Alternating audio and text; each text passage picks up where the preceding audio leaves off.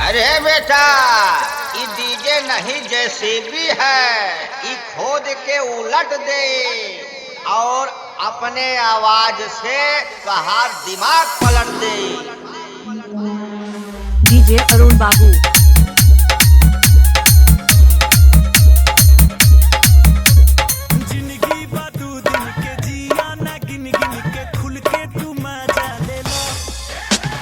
Katauna Banaras.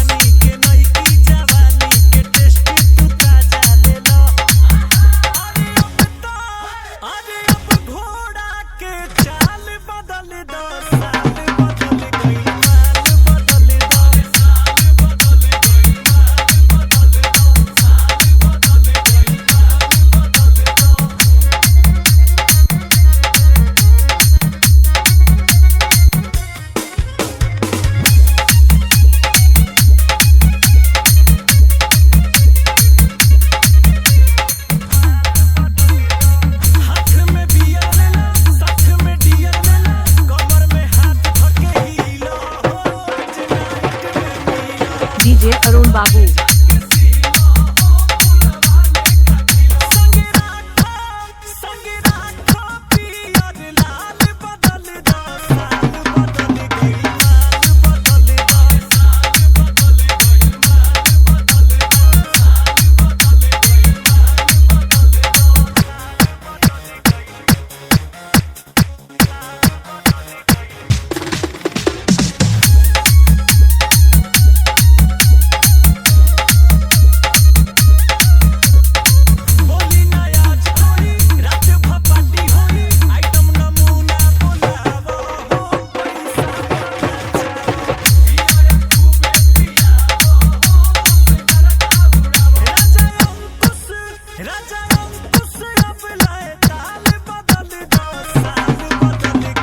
DJ Arun Babu.